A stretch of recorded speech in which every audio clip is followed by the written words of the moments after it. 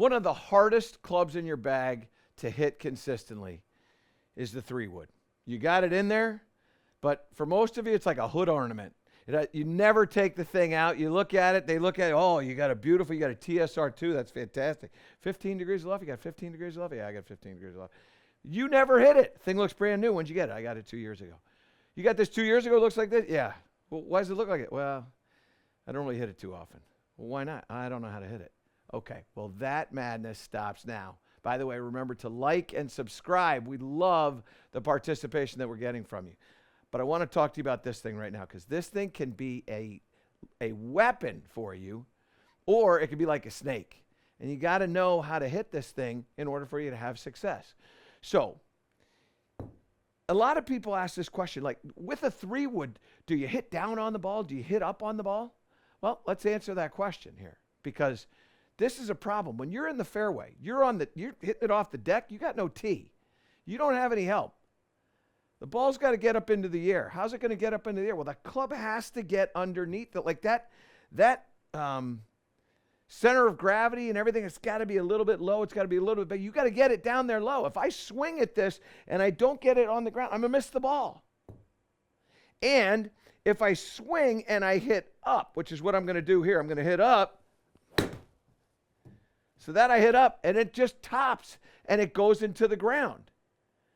You've got to feel the club moving downward. That's the deal. And you've seen it many, many times. Players at the highest level hitting a 3-wood, and they take a divot. You go, should you take a divot? You know what? It's not bad. I've seen the best in the world hit a lot of golf balls. Divots, not bad, provided that you're hitting the ball first. So how do we ensure that we're hitting down on this golf ball? Well, one, what I like to do when you're having problem with a golf club is grip down on it. And if you have to grip down on it 2 inches, I'm okay with that. Grip down on that thing. Because what it's going to do is it's going to get you a little closer to the golf ball. When you get a little closer to the golf ball, it's going to invite a steeper angle of attack here. So, grip down on this thing, and then let's just hit one. Okay, now, what I'm looking for in my angle of attack coming down, I want something that's going to be greater than 3. If it's 3, that's fine. I want something greater than 3. So we come over here, and that one there, I hit up on it a little bit. It was kind of level. I hit up on it a little level. And what did I get out of this? Come on up to the front now. I got a 50-foot apex, which is low. I got a 205-yard carry, which is not very far for a 3-wood. And then it rolls out to 223. So a lot of roll. So I got to think about hitting down now. I gripped down. I got better, but I got to get even better. How do I hit down? How do I make sure that this club is moving in a downward direction? Well, it has to do with what you're doing with your chest. So if I come through a shot and my chest is going up into the air, facing up in the air, the club is going to go up, and I'm going to top the ball, and it's going to stay along the ground. But when I come through, if my chest is staying down, now the club is going to be traveling down. And then it'll get under the ball, and the ball will go up. So I'm going to grip down again. So same thing. Remember, we're working on a 51-foot apex. But this time when I hit this one, I'm going to feel like my chest is staying down in that shot. I want it to point forward at the strike. I don't want it to point up into the air. So here we go. Okay, so that was a pretty good strike. Club face was a little bit open there, but let's look at what happened with this one.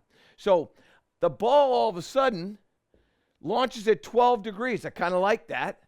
The apex, 97 feet. I play at about 90, so that club face being open, I swung down. That thing jumps up into the air. It carries 223, and it only rolled out like 5 yards. Why? Because it had a lot of backspin, a lot of side spin, because that club face was open.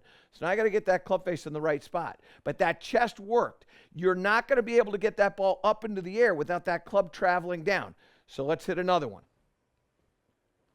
I got to make sure that I get that club face in a square position or squarer position. I like to hit little fades, but I want to feel like I'm going down on this, okay? So grip down.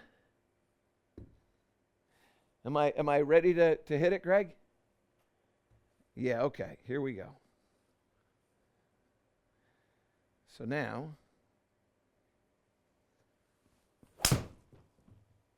so this is a very good strike. I like this one a lot. I squared the face up a little bit, and now all of a sudden, things changed a bit. So I didn't get a 97-foot apex. I got an 85-foot apex. So that's right around where I play. I also got a very good strike on the ball. It launched at 10, so that club face now a little square, comes out a little bit lower, but it still gets up into the air. Total carry on that one is 224, rolls out to 234. Now I'm gripping down, so I'm stealing some speed away from that. I'm stealing some distance away from that, but a very solid strike. And all I'm thinking about is my chest right here. When I come through, I want to feel like it's down. I don't want it to be up into the air there, all right? And when I'm down, now this club is striking down. Let's take a walk over here and see what we got in the angle of attack with that 3-wood. And you can see right there, it's 5 degrees in a downward strike. I like that. What I want to get is I want to get something that's greater than 3. I don't want more than 8. So I'm giving myself a pretty wide range in here, but I don't want more than 8, and I don't want less than 3. I want that thing to be kind of somewhere in that middle. I typically am like a 4 or 5 guy. That's what I kind of like to get there, okay? So chest is down. Now, this time what I'm going to do is I'm going to go back to my normal grip. So when I play, it looks like I'm gripping down about a 1/2 inch. I'm not. That's just where I grip it, okay? So now my swing, chest is down. That club is making that noise. And I like to hear that club get into that mat.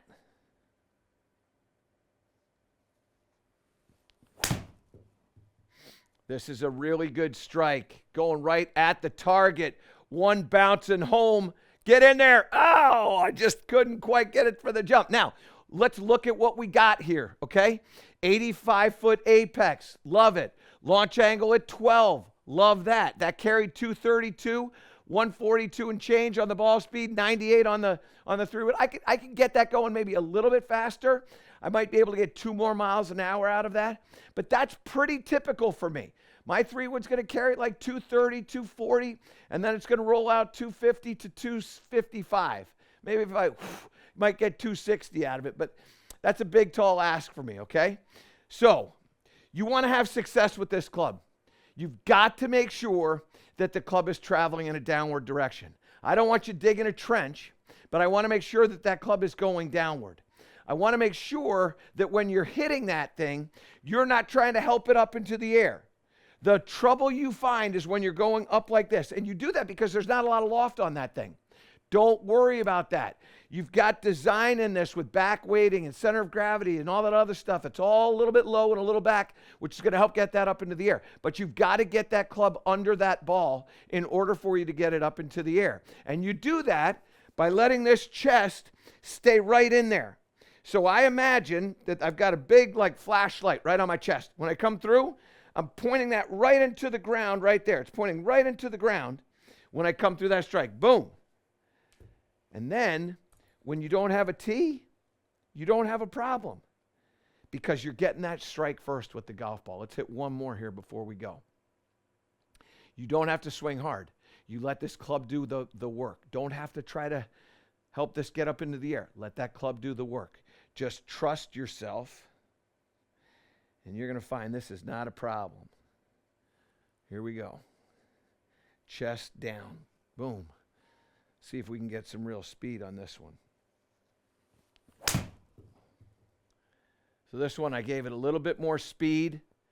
It's a really good shot. Oh, it's just a little to the right of the target. Get out there. Let's see what we got. So here comes all the information. So club head speed got up to 99 miles an hour. I gave it a little more speed. I hit it solidly 144. I like that a lot. I might be able to, if I got it more in the center of the club face, that one there might be able to get to 140, 147, 148, but I'm still very happy with that shot. That ball launched at 13 degrees. Like that a ton, right? Because that is now jumping up into the air. 237 carry for a 251 3-wood, a 98-foot apex. That's what I've got in my 3-wood. You can get the same thing. Control this with that chest. Don't be afraid to grip down on that club when you first start out, so you invite a little bit more downward angle of attack. It doesn't mean that you don't have to think about your chest. It's just going to help you with that. And then you get used to it. You get comfortable with it. And then all of a sudden, this 3-wood, no longer a hood ornament. This is the club that's going to help you shoot lower scores, give you that distance on the par 5s, the long par 4s, and you don't have to worry about pulling that out of the bag. And all of a sudden, that club isn't going to look so new anymore. You're going to have a little wear mark on that right in the center of the face, right on the bottom of that leading edge, because that's into the ground. So we're going to dirty that thing up, and when you dirty that thing up, you're going to hit this 3-wood without a problem. To improve all parts of your game, subscribe to my channel and click the link below.